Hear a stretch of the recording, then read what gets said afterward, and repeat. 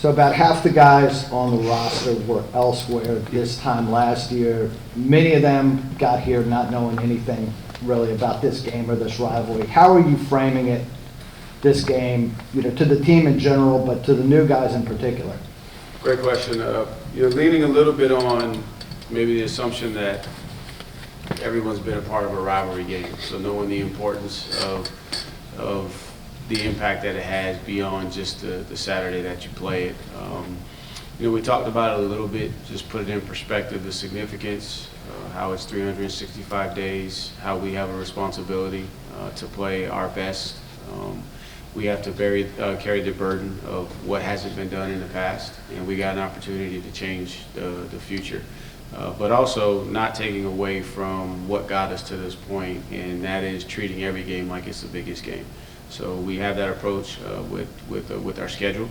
This is the next one, but we understand the significance, and so really relying on that, and then also the leadership of the guys that have been here, that have been a part of it, to let them know in their own way what this game means to them. Right.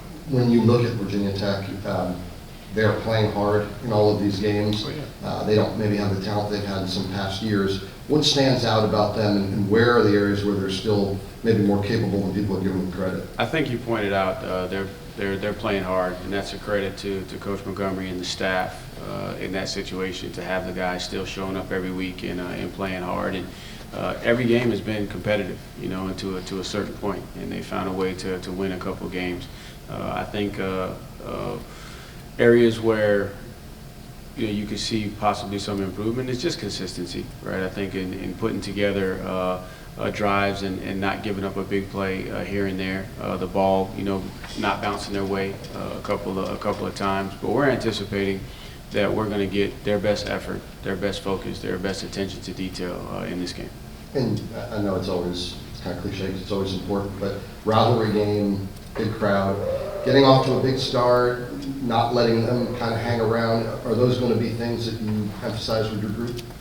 Some of those. I think we need the crowd to show up and be loud, and I think the crowd has evidence of their impact on the game in several of the games that they've caused some havoc for the opposing offenses in some key times. So we need the crowd to be there. We need the energy to be evident because we're going to have to play for 4 quarters.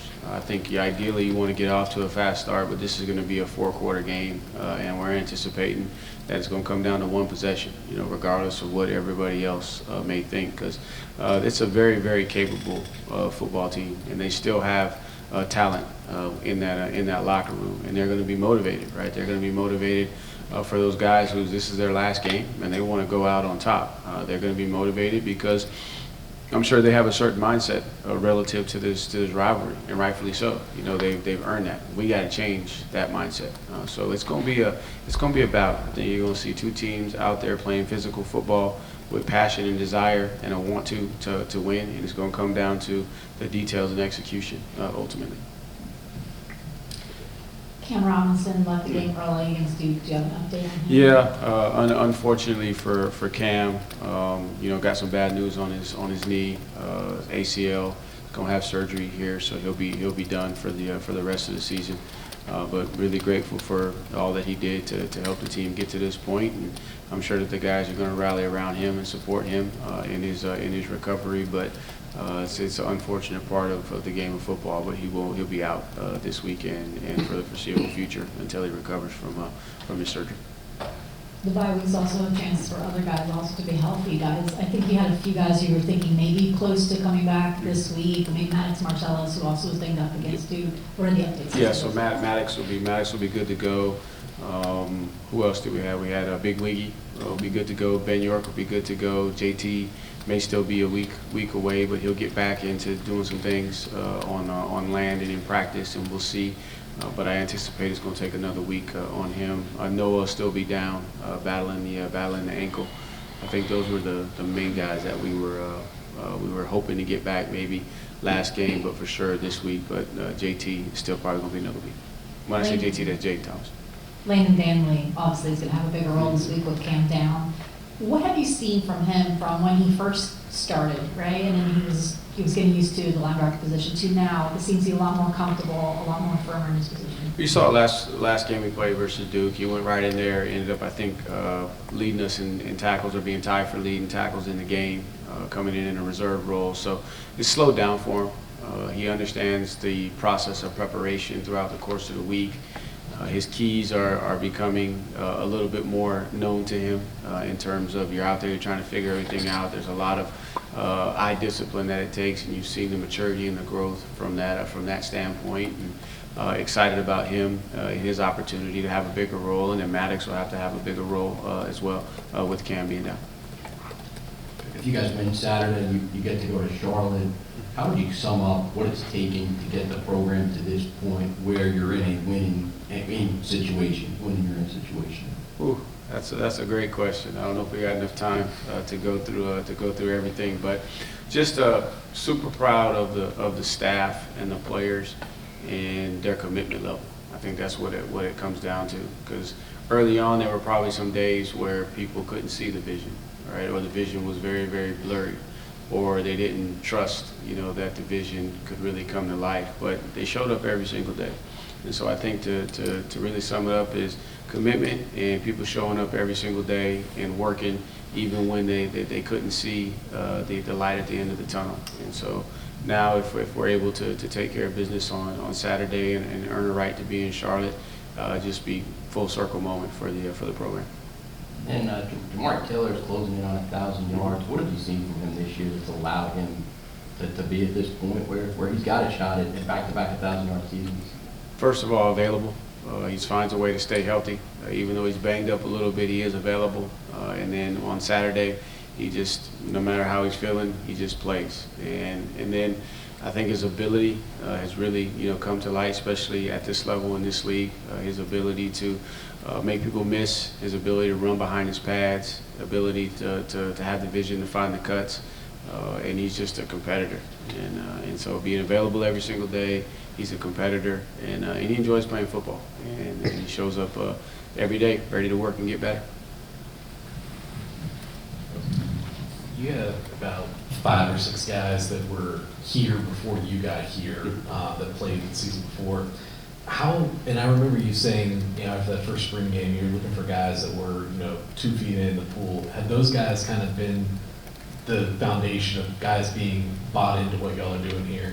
Man, if I said 2 feet, man, these guys are neck deep, right? They're all the way in, and it took a period of time for them to transition because again they came to play for another coach and were fully bought into what his core philosophy was and his culture. And then you got a new guy coming in, painting a big picture and talking about things that were a little bit different from what you may have signed up for. But those guys have bought all the way in, and we wouldn't be here without those individuals, and they're a big reason why this team is where it is, because in the locker room they were able to bond with those guys that were coming in the door and saying, hey, we made the transition and this is kind of what it takes, and this is some of the things to be prepared for, and they helped in the locker room tremendously to get us to where we are.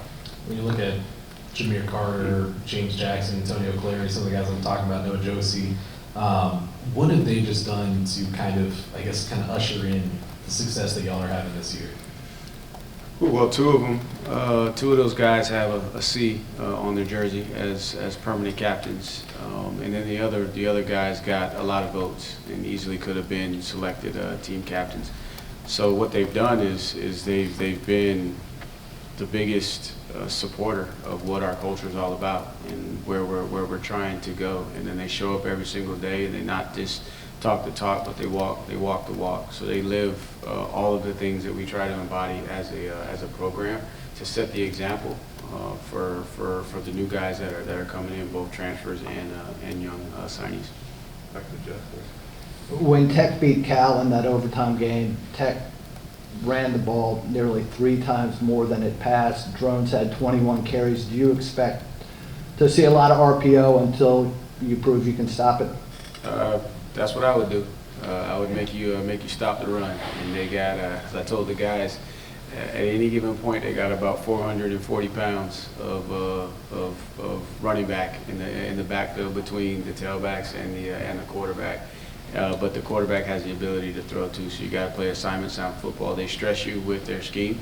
They're going to pull you apart. They're going to cut your defense at some point, and all of their backs plus the quarterback can run through a single tackler. So you're going to have to swarm and gang, hit these guys low, get them on the ground.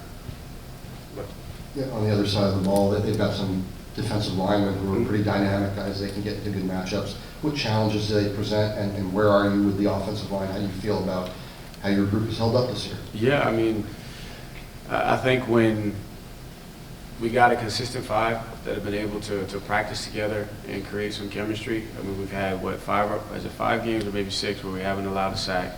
We rushed for over 200 yards in several games. So I think we with Brady, I know he was out a little bit with his toe, but he's back, and when he's rolling, I feel. And then last game versus Duke, we didn't give up a sack versus that front that has one of the highest pressure rates in the country. So I feel good going into this game, just because I believe we got some consistency in the last couple of weeks in practice with the guys that we're gonna run out there. Feel better about the depth with Wigginton and York being back ready to go. And then Sipe, and so I feel good about just the depth that we have relative to the last game we played. Some of those guys weren't available, and you're crossing your fingers. So feel much better there. I think they set the tempo for what we do, and when they play well, everybody else is able to feed off of that. And Bell is a problem. He's a very dynamic pass rusher, very elusive, hard to get your hands on. And then Copeland is as good as anybody in the league. Plays with good power, good get off. And then they got several other guys, and so they got a little bit of depth at that position to be able to stay fresh throughout the course of the game. So we're going to have to play well up front, and that's where it starts. And at the end of the day, in this game, it's going to come down to whoever can control the line of scrimmage. And we didn't do a great job of that in years past. So we're hopeful that we can get off to a better start and give ourselves a chance by establishing the line of scrimmage, efficiently running the football, and then when it's time to pass, being sound in our communication and our technique, so that we can give the quarterback time. And then a little bit random, but Mike Hollins was with you as a GA for a little bit. Now he's working with Vincent and FCA. What does Mike Hollins give to young players, young student athletes? What can he impart? Oh, Mike Hollins is just the picture of inspiration. Here's a guy that was trending, in the right direction from a football player, had all of his goals in front of him, and then boom, doing what he was supposed to do, the right thing, just happened to be in the wrong place at the wrong time, and now his life is in jeopardy. And to make a decision to go back in pursuit of his football dreams, while trying to deal with all of the fallout that comes with being in a situation like he was in, to not only finishing, but finishing well.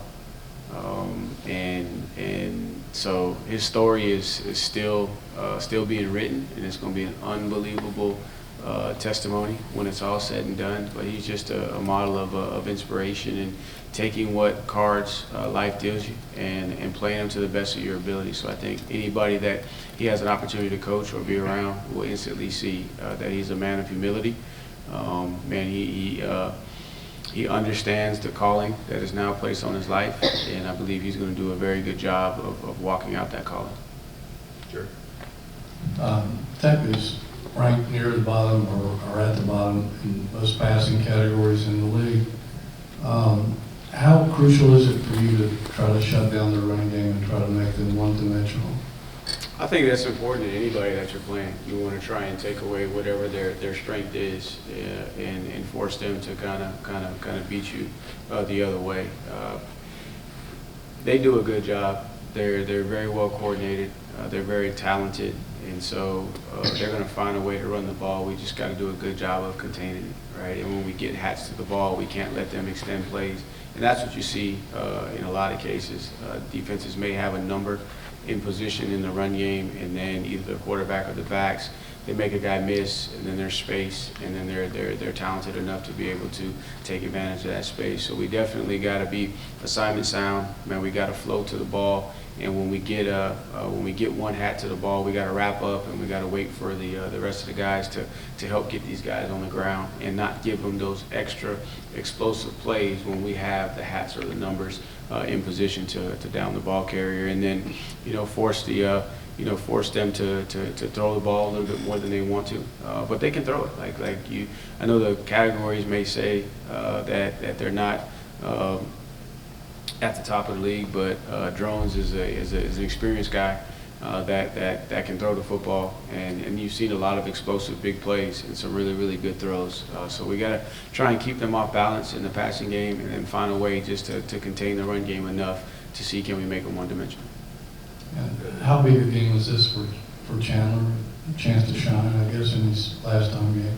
Yeah, and he spoke to the team after practice yesterday. I let each one of the captains speak throughout the course of the week, and he talked about the importance of this game, playing in Scott Stadium for the last time, how important that is to him and to a lot of the guys that have been here before him. It's a game of significance. It's a state championship. It's a rivalry game. It's one of the goals on our goal board. We only have 5. It's one of the team goals. So there's a lot of significance, and I don't think he's thinking about playing well in this game for anything outside of this building. He wants to play well in this game because he loves his teammates. He understands the importance of the rivalry for all of the folks associated with Virginia football and support Virginia football, and he wants to play well in his last go-round in Scott Stadium.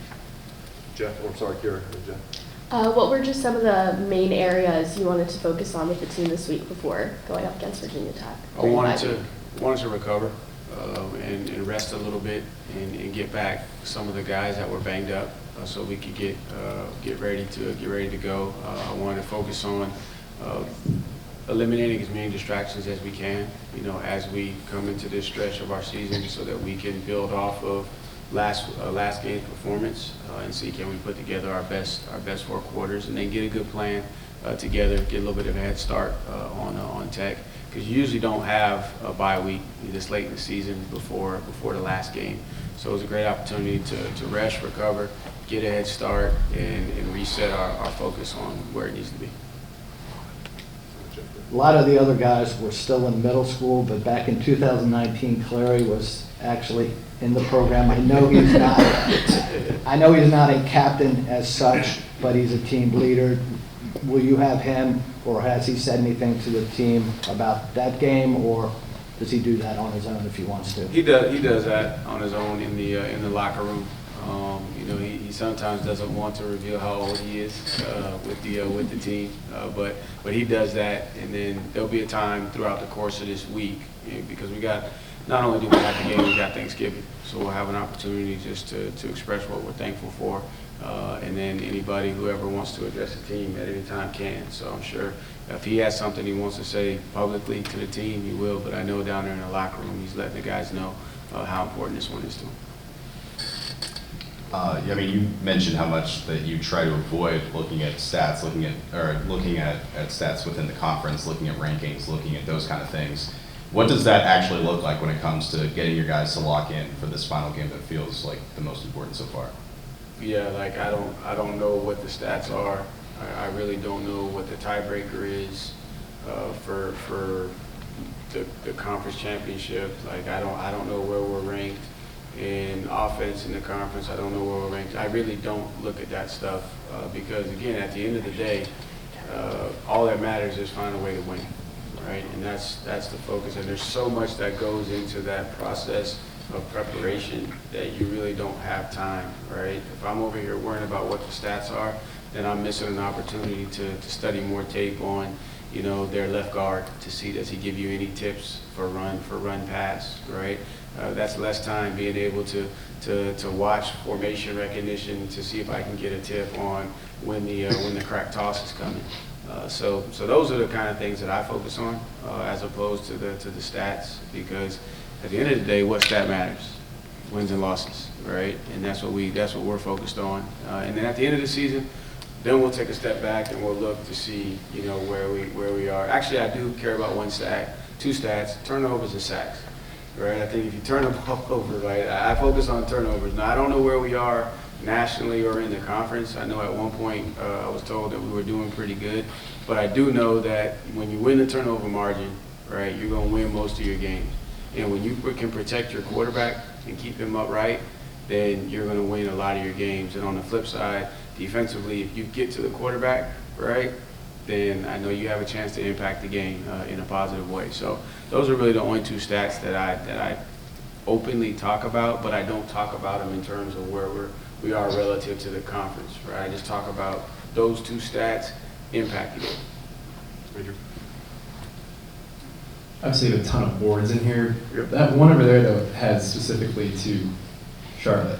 Yep. Is that correct? What can you explain the significance of that one, and what, how is that being emphasized of all weeks this week? So that is our team vision board. So at the beginning of the season, before we start, we have a question, and I think it says, why should my teammates trust me that I will help the team get to Charlotte? Because the rally cry or the mantra of this team has been TLC to CLT, right? I know a lot of people have questioned that, right? I got a lot of questions at the ACC media days about, you really talk about Charlotte, you really talk about winning an ACC championship with your team? I said, why not? I mean, I'm not going to tell my son to dream small. I'm going to tell my kids to dream big. It's the same thing with this team. And so then after that, we try to put, that into words. So there's times where during team meetings, I'll walk over and I'll say, all right, Sage Ennis, these are your words. This is what you said. This is what you said you're committed to doing to your teammates. So it's just a constant reminder, right, of focusing on what matters most. What we think, what we say, what we do, right, the things that we can control. So that's what that board is right there. That's our team vision board, and really the commitment of each player to what he's going to do for his teammates to help do his part to help this team get to Charlotte. Is that further emphasized this week, or is that implied, obviously? I mean, it's emphasized every week, right? And it's pretty cool because sometimes you'll see players, right, calling each other out, not in a bad way, just like, hey man, I spent some time looking at the vision board, and you know what, Dre Walker, the words that you put on that board, and they mean something to me, and I appreciate what you said, and I'm gonna hold myself accountable, and then I'm gonna hold you accountable as well to the words that you said. Just in terms of the depth on the D line, you guys made it a point in the offseason to upgrade that. Do you feel like it's shown itself, particularly over this last month, where you guys have divvied up those reps throughout the year to maybe allow those guys to stay fresh? Right. I think it's really showed up all year, and it's been in my mind a huge difference. And again, I experienced that in my past, right, in practice, and then also benefited by having being on teams with really good defensive lines with a lot of depth. And so they impact every game, but then also as you get later in the season, your guys are a little bit fresher, right? You got more experience. There's guys with more experience. And then what also I've seen is it creates some leadership. When that group right there in particular becomes unselfish and willing to not worry about their snap count, just making their snaps count, and then they start taking pride in how their teammates are playing, and it really elevates everybody's level of play, and it brings so much leadership to the team. And yes, I'm a skill guy. I played receiver and always have been a skill guy, but I've come to understand that when your team is led from the inside out, meaning from the trenches, from the offensive line and the defensive line, and then you got a quarterback that can come alongside those guys, you have a chance to have a good football team. You've talked a lot today about depth, and you have a depth chart that has a lot of older guys in it. I know this isn't the prime concern this week, but where have you gone this year in terms of developing the younger? Because we hear so much about these grad transfers and these veterans and these guys who've been here. How do you feel about the development phase as you're building all this? Yeah, that's a great question because times are changing in college football, and development is going to be critical.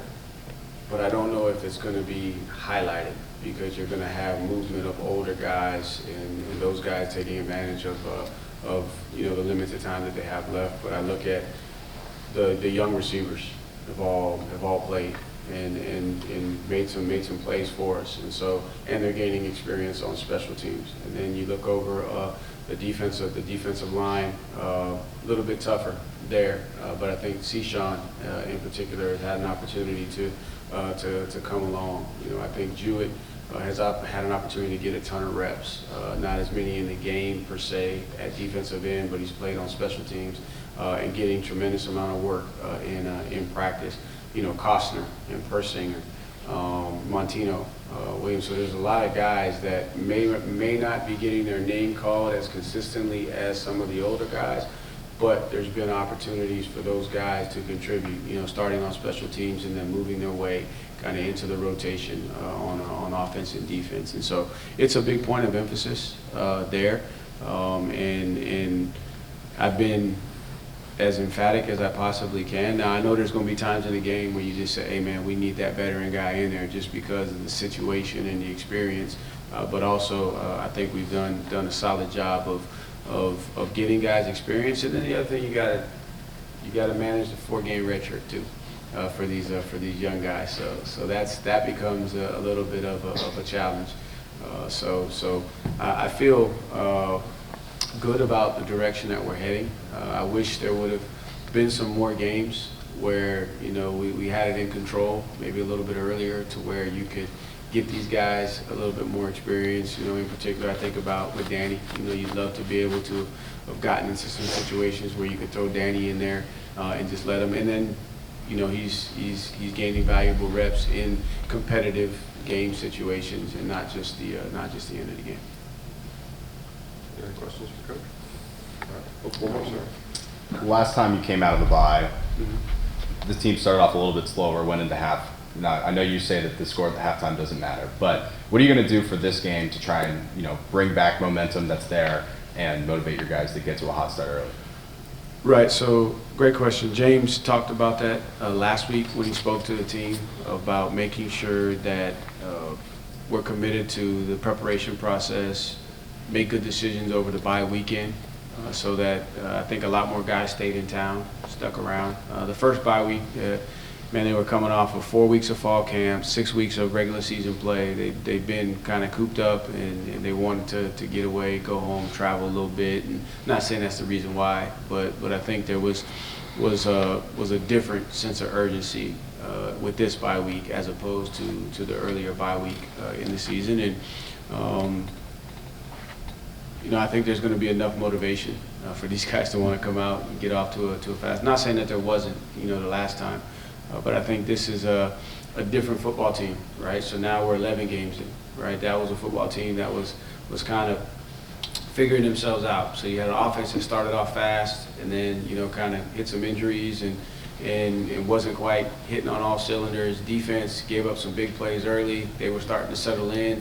So then you got a football team that's trying to figure itself out. Now we played 5 more games, right? And I think we kind of have grown and evolved as a team. So I'm hopeful that that'll help us to be able to get off to a fast start. And they got to see last time out, when they get off to a fast start, they play complementary football, what they're capable of doing as a football team. But at the end of the day, man, we understand we got to play our best 4 quarters this week. We're playing a very, very good football team, regardless of what the record is, that's going to be amped up and excited to play. That's very capable of winning a football game. So I think there'll be a different sense of urgency with this group coming out on Saturday. All right. Thanks, everybody. All right, appreciate it.